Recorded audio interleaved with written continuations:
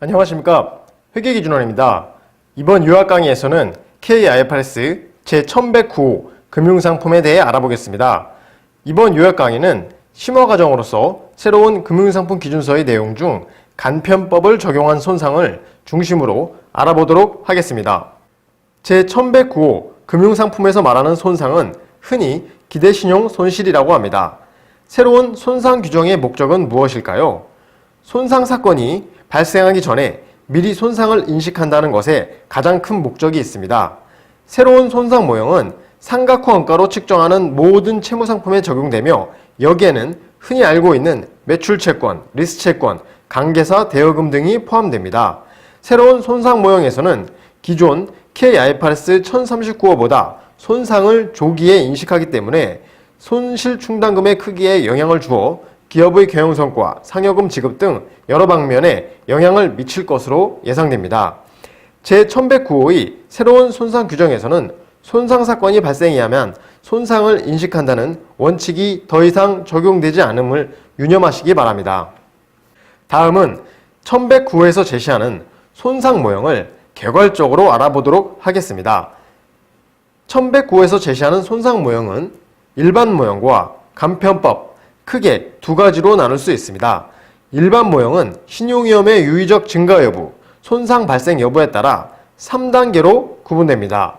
우선 스테이지 구분과 관련하여 일반 모형은 신용위험의 증가 여부, 손상 발생 여부에 따라 3단계로 구분하지만 간편법은 3단계로 구분할 필요가 없습니다.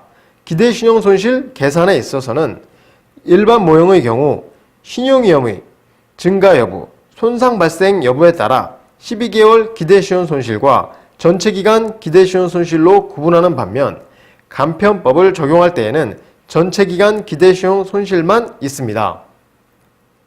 일반 모형과 간편법 모두 생각의 깊이, 고민의 깊이는 차이가 있을 수 있으나 신용위험이 유의적으로 증가하거나 손상이 발생했다는 것을 어떻게 판단할 것인가? 12개월 또는 전체기간 기대시효 손실 계산을 어떻게 할 것인가? 기대시효 손실 산정을 위해 반영할 정보를 어떻게 수집하고 반영할 것인가를 고민해야 합니다. 일반 모형이 원칙이며 간편법은 예외라는 것에 유념하시기 바랍니다. 구체적으로 들어가기에 앞서 어떤 자산에 간편법을 적용할 수 있는지 알아보겠습니다. 우선 수익기준서인 1115호의 적용 범위에 포함되는 매출채권, 계약자산에 유의적인 금융요소가 없다면 항상 전체기간 기대시효 손실을 인식해야 합니다. 이는 예외사항이지만 강제사항임에 주의하시기 바랍니다. 그러나 1116호가 적용되는 리스채권 또는 1115호의 적용 범위인 매출채권 계약자산에 유의적인 금융요소가 있으면 기업은 회계정책으로 간편법을 적용할 수도 있습니다. 그 외의 경우 예를 들면 제3자 또는 관계사 대여금, 금융기관이 실행한 대출채권 등의 손상에는 일반 모형을 적용해야 합니다. 여기서 주의할 점은 매출채권과 계약자산은 각각 구분하여 회계정책을 선택할 수 있으며 금융리스채권과 운용리스채권 각각 구분하여 회계정책을 선택할 수 있음에 유의하시기 바랍니다. 그러면 간편법에 대해 조금 더 구체적으로 알아보도록 하겠습니다. 일반 모형에 대해서는 별도 강의로 설명드리겠습니다. 간편법이란 만기가 12개월 이내와 같이 유의적인 금융요소가 없는 매출채권, 계약자산에 대해서는 신용위험이 유의적으로 증가했는지에 관계없이 항상 전체기간 기대시효 손실을 인식한다는 것이 간편법입니다. 따라서 간편법을 사용한다면 채무자의 신용위험을 추적할 필요가 없습니다. 그러면 유의적인 금융요소란 무엇일까요? 고객에게 재화나 용역을 이전하는 시점과 계약 당사자들 간의 합의한 지급 시기가 다르기 때문에 고객이나 기업에게 제공되는 금융효익으로 화폐의 시간 가치와 큰 관계가 있습니다. 다만 기업이 고객에게 약속한 재화나 용역을 이전하는 시점과 고객이 그에 대한 대가를 지급하는 시점 간의 기간이 1년 이내일 것이라면 약속한 대가에 유의적인 금융요소의 영향을 반영하지 않을 수 있습니다. 여기서 주의할 점은 앞에서도 강조한 바와 같이 간편법을 적용하더라도 기대시효 손실 계산을 위해 어느 정도의 노력이 필요하다는 것입니다. 또한 간편법을 적용한다면 일반 모형보다 손실 충당금을 많이 인식할 가능성이 있습니다. 왜냐하면 간편법에서는 전체기간 기대시효 손실을 최초 보고기간 말에 일시에 인식하나 일반 모형에서는 신용위험이 유의적으로 증가하기 전까지는 12개월 기대시효 손실을 인식하기 때문입니다. 그러나 이는 기업의 상황, 매출 채권의 특성 등에 따라 다를 수 있기 때문에 충당금에 미치는 영향을 단정하는 것은 어려울 것입니다. 다음은 간편법 적용 대상에 대해 알아보도록 하겠습니다. 우선 유의적인 금융 요소가 없는 매출 채권, 계약 자산은 간편법을 반드시 적용해야 합니다. 반면 리스 채권이나 유의적인 금융 요소가 없는 매출 채권, 계약 자산은 기업의 회계 정책으로 간편법을 적용할 수 있습니다. 그러면 한 기업이 일반 모형과 간편법을 동시에 적용하는 것이 가능할까요? 한 기업이 일반 모형과 간편법을 모두 적용할 수 있으나 동일한 유형의 금융자산에는 한 개의 방법을 적용해야 합니다. 예를 들어 보겠습니다. 유의적인 금융 요소가 없는 매출 채권 A와 유의적인 금융 요소가 있는 매출 채권 B, C가 있다고 가정해 보겠습니다. 매출 채권 A에는 간편법을 적용하고 매출 채권 B, C에는 일반 모형을 적용하는 것이 가능합니다. 또한 매출 채권 A에는 간편법을 적용하고 매출 채권 B, C도 모두 간편법을 적용하는 것이 가능합니다. 그러나 매출 채권 A에는 간편법을 적용하고 매출 채권 B에는 간편법, 매출 채권 C에는 일반 모형을 적용하는 것은 불가능합니다. 지금부터는 간편법을 적용하여 기대시효 손실을 인식하는 사례를 설명하도록 하겠습니다. A사는 2001년 말 현재 동일한 위험 특성을 가진 매출 채권의 대손 충당금을 구하고자 합니다. 채권 만기는 30일이며 신용기간이 30일이므로 유의적인 금융요소는 없다고 가정합니다. A사는 1109호 문단 5.5.15의 간편법을 적용하기로 하였으며 전체기간 기대시효 손실로 측정합니다. A사는 과거부터 계속 충당금 설정율표를 사용하였으므로 1109호에서도 이 방법을 계속 사용할 계획입니다. 그러면 과연 이러한 상황에서 제1109호에 따라 어떻게 손실 충당금을 측정해야 할까요? 우선 2001X1년 말 매출 채권 잔액은 1,700원이며 연령 구분은 다음과 같습니다.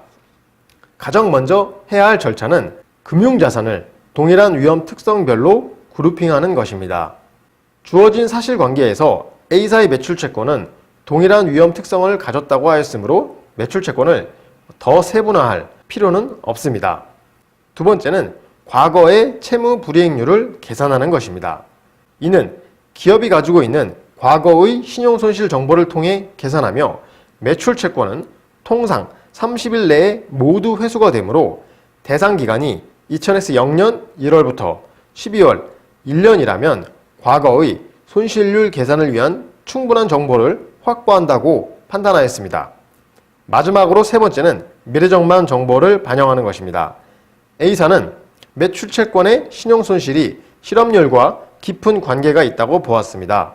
여기서 주의할 점은 실업률은 하나의 예시일 뿐이며 매출 채권의 신용손실에 영향을 미칠 수 있는 적절한 변수를 찾아야 한다는 점입니다.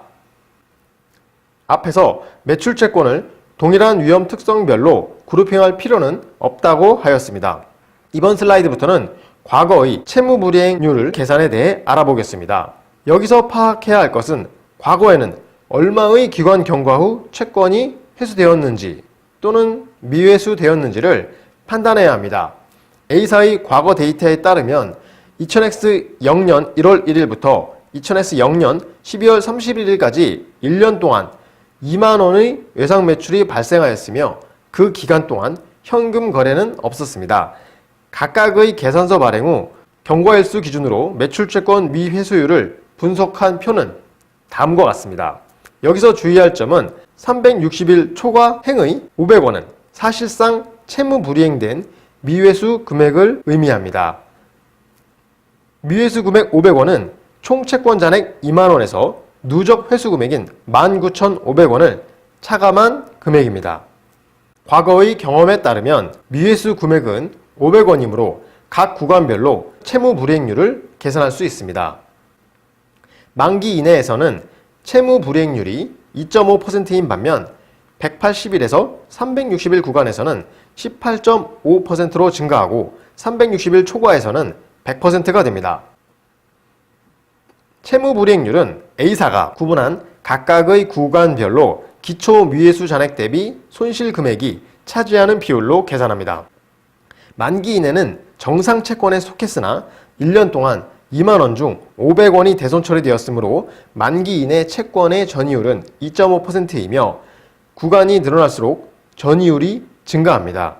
여기서 전이율이란 A사의 대상 기간인 과거 1년간 채권 연령별로 회수되지 못하고 다음 기로 이월되어 채권으로 남아있는 비율을 의미합니다.